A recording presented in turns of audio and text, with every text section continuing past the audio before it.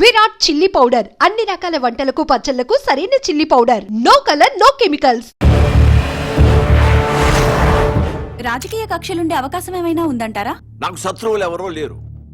దర్యాప్తు పూర్తయిన తర్వాత వివరాలు మీకు తెలియజేస్తాను.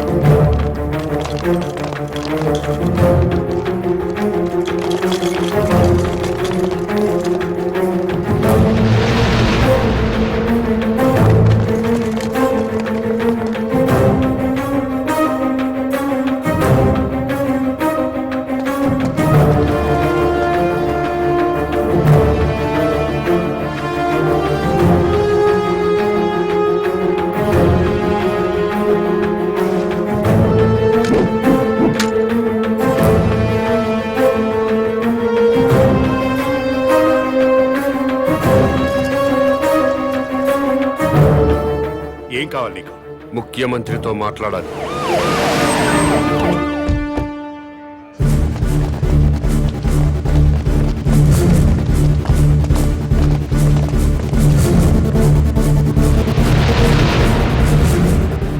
నీ డిమాండ్స్ ఏమిటి? నన్ను ఈ సొసైటీలో స్వేచ్ఛగా తిరగనివ్వాలి. తిరగనిస్తే ఏం చేస్తావయ్యా? తిరగనివ్వండి, అప్పుడేం చేయాలో మీకే తెలుస్తుంది. పోలీస్ రికార్డులో వాడి పేరు కామన్ మ్యాన్ గా ఎస్టాబ్లిష్ అయింది సార్. పోలీస్ స్టేషన్ లో పిచ్చివాడిగా కేసు నమోదైంది సార్. వాడిని ఏదో ఒక కారణంతో ఎన్కౌంటర్ చేయడానికి కూడా వీలు లేకుండా పోయింది సార్. అతను కిడ్నాపరు, కిరాయి హంతకుడు అయ్యుంటే అమ్మాయి గారిని కిడ్నాప్ చేసిన తర్వాత మళ్ళీ మన ముందుకు రాడు సార్. వాడిని ఫ్రీగానే వదిలేద్దాం సార్. వాడిని సీక్రెట్ సర్వేలెన్స్ లో పెట్టి అమ్మాయి గారిని ఎక్కడ దాచిపెట్టాడో కనుక్కుందాం సార్. సరే, పోలీసుల్ని వెనక్కి పిలిపించండి.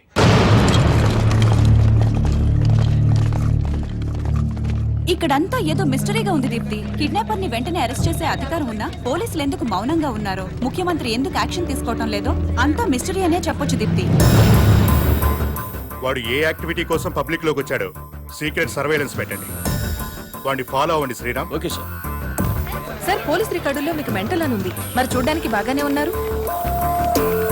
సీఎం గారి కూతురుతో పాటు జర్నలిస్ట్ ఎందుకు కిడ్నాప్ చేశారు? సునీత మీకు ముందే తెలుసా? ఇక్కడ ఏమైనా గుడి ఉందా? లేదండి, వైన్ షాప్ ఉంది.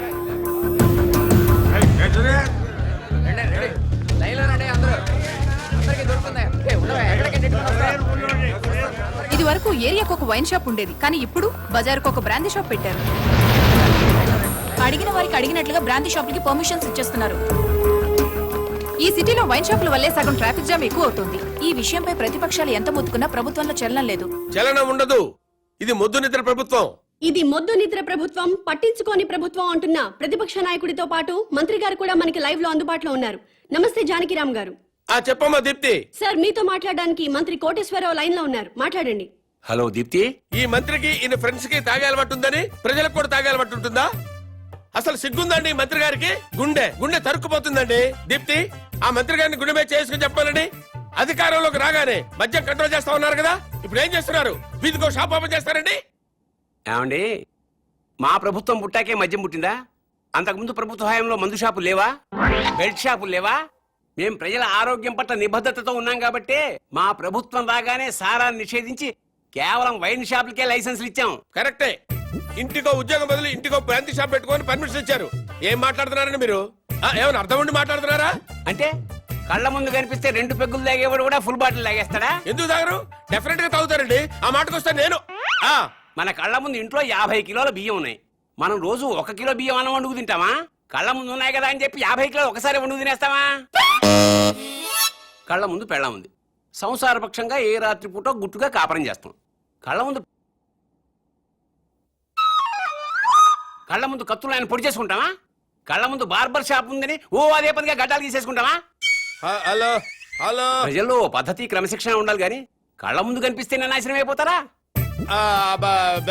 అదే హలో హలో ఏంటా చివరి ముక్కలు వినపట్టలేదు. జానకిరామ్ గారు, వినపట్టలేదమ్మా, నాకు వినపట్టలేదమ్మా. జానకిరామ్ గారు, మాకు మీ మాటలు వినిపిస్తున్నాయి. ఇంపార్టెంట్ పాయింట్ వచ్చేసరికి కనెక్షన్ డిస్కనెక్ట్ అవుతుందమ్మా. వినిపిస్తోంది జానకిరామ్ గారు, మాట్లాడండి. హలో హలో కట్ అయిపోయిందమ్మా, ఇక్కడ కట్ అయిపోయింది. ఏం దీప్తి, ప్రతిపక్ష నాయకుడు పారిపోయాడా?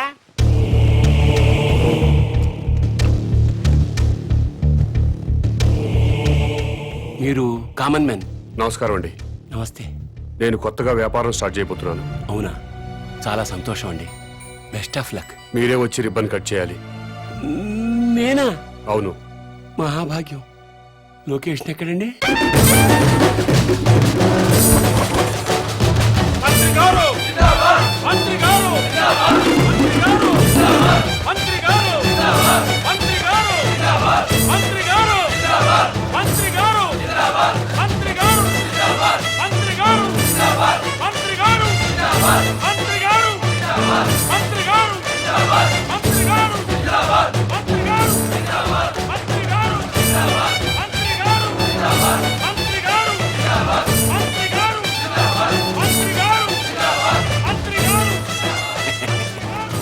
ముహూర్తం టైం అయిపోతుంది.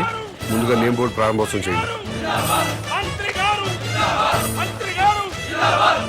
ఈ కామన్ మ్యాన్ గారు చేపట్టిన వ్యాపారం నా చేతుల మీదుగా ప్రారంభమవుతున్నందుకు ఆనందపడుతూ, గర్వపడుతూ, తన్మయత్వం చెందుతూ లాగుతున్నాను. చప్పట్లు కొట్టండి, కొట్టండి, కొట్టండి అయ్యా.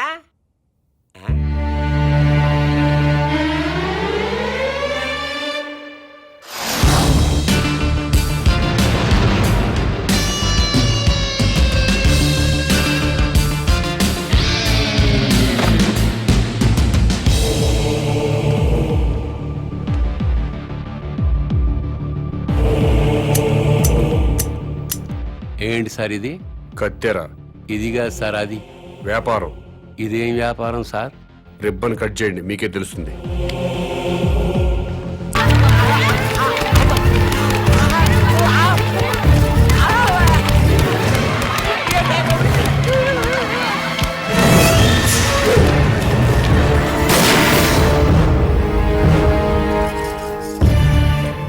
ఆవేశపడ్డం మాని మీకు వచ్చిన బాధ ఏంటో చెప్పండి, సమాధానం చెప్తాను. నువ్వు అసలు మనిషివా పశువా? నువ్వు మంత్రివా బ్రోకర్వా? ఏ విధమైన ఇలాంటి వ్యాపారం పెడతాడా? ఆడదాన్ని ఉసురు పోసుకుంటే నాశనం అయిపోతావురా. ఈ వ్యాపారం పెట్టుకుంటే ఏంటి తప్పు? సొసైటీ నాశనం అయిపోతుందిరా ఎదవా. ఆరోగ్యాలు నాశనం అయిపోతాయిరా. ఏడ్సొచ్చి జనాలు శవాలైపోతారా. బ్రాందీలు విస్కీలు తాగి జనాలు శవాలు కాటలేదా? ఆడవాళ్ల తాళిబుట్లు తెగట్లేదా? తాగిన మొత్తులో కన్న కూతుళ్ళనే రేప్ చేసిన వాళ్ళు లేరా? మరి మీరు ఈ బ్రాందీ షాపులు ఎందుకు మూయించటం లేదు?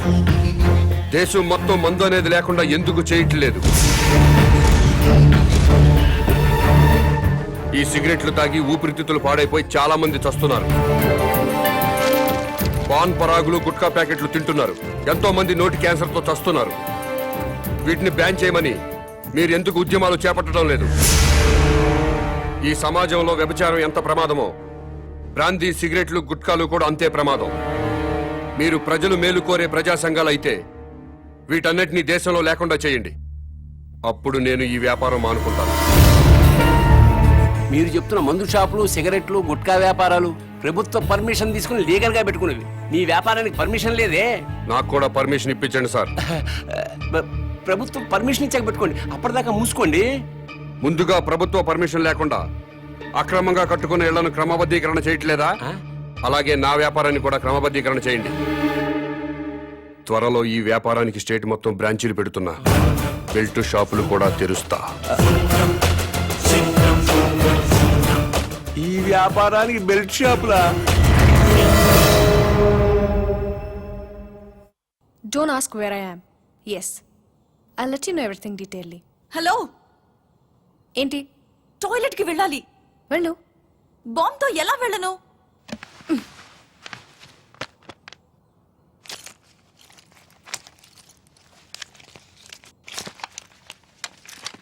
జాగ్రత్త. Be careful. Yeah. Bomb.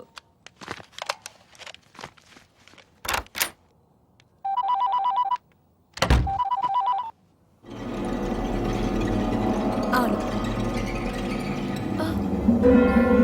Very good. సరే, నేను ఇక్కడ ఉన్నట్లు నువ్వు ఎవరికి చెప్పక, అర్థమైందా?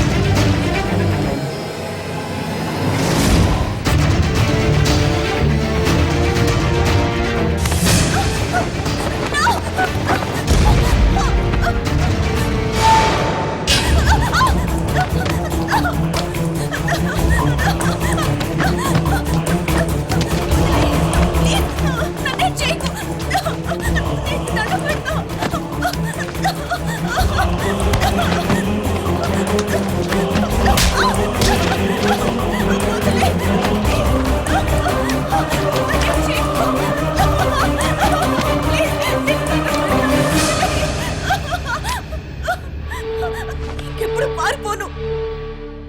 ఈ ఒక్క తప్పు క్షమించండి. నీ కోసం వెతకడానికి పోలీసుల్ని పంపించొద్దని మీ నాన్నకి చెప్పు.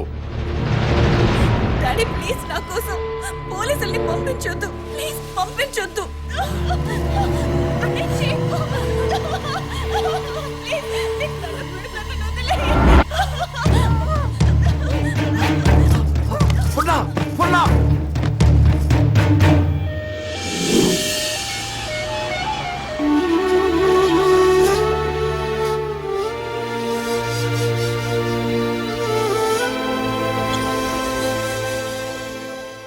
వాడి డిమాండ్స్ ఏమిటో తెలిసిన తర్వాత మూవ్ అవుదాం.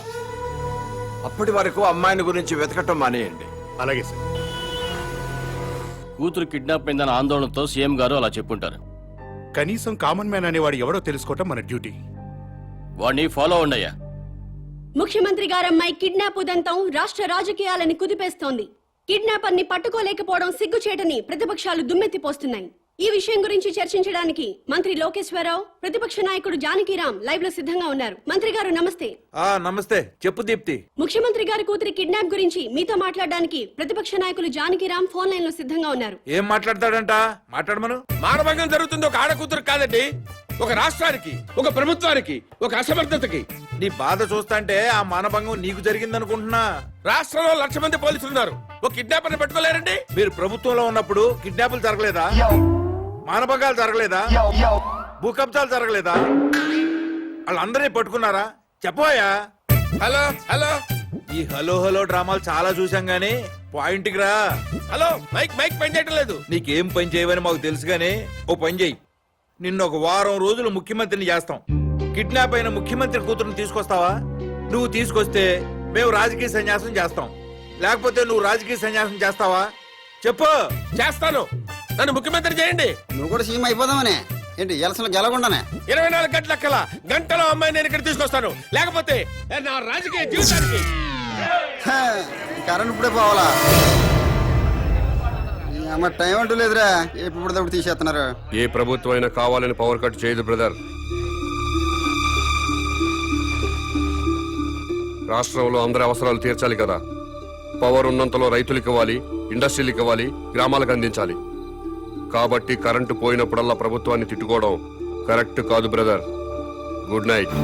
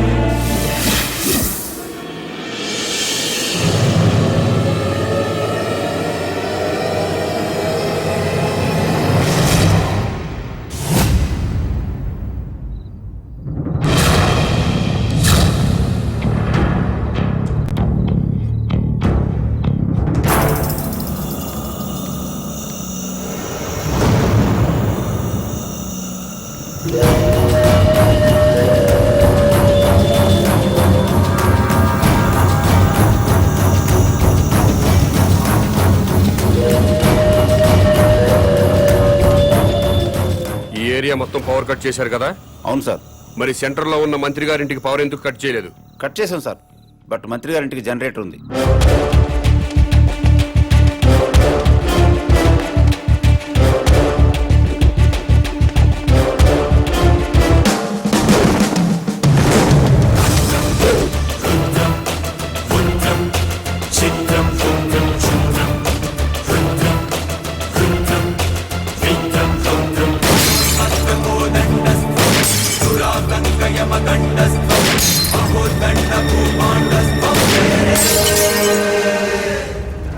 ఏమైందయ్యా?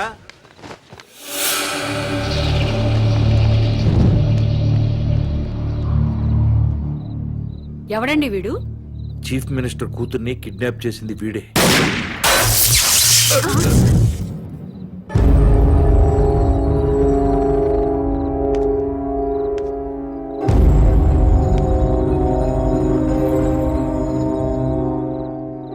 ఈ ఏరియాలో ఉన్న ప్రజలందరి ఇళ్లలో కరెంటు పోయింది. మంత్రివి, మీ ఇంట్లో మాత్రం కరెంటు ఉండటంలో అర్థం ఏంటి? ఈ 2 గంటల్లో ప్రజలు కరెంటు లేక అవస్థలు పడుతున్నప్పుడు మంత్రివి, మీ ఇంట్లో మాత్రం పవర్ కట్ లేకుండా ఎంజాయ్ చేయడం న్యాయమేనా? మా ఇంటికి అక్రమ కనెక్షన్ ఇవ్వలేదు, జనరేటర్ అధికారులే పెట్టారు. మంత్రివి, మీ ఇంట్లో జనరేటర్ పెట్టినప్పుడు నిన్ను ఎమ్మెల్యేగా గెలిపించిన ప్రజల ఇళ్లలో ఎందుకు జనరేటర్స్ పెట్టలేదు? ఏ మీరు ప్రజల కంటే గొప్పవాళ్ళా? మీరు ఎప్పుడు పడితే అప్పుడు కరెంటు కట్ చేసినా ప్రజలు ప్రభుత్వానికి సహకరిస్తున్నారు. కరెంటు పోయి మళ్ళీ వచ్చేదాకా చెమటలు కక్కుకుంటూ అవస్థలు పడుతున్నారు. మరి మీరెందుకు కరెంటు పోయినప్పుడు ప్రజల్లాగా అవస్థలు పట్టలేదు? ప్రజలకి పవర్ కట్ చేస్తూ మీ నాయకులు మాత్రం జనరేటర్స్ తో, ఏసీలు, ఫ్రిడ్జ్లతో ఎంజాయ్ చేయడం తప్పా కాదా? ఎస్, తప్పే.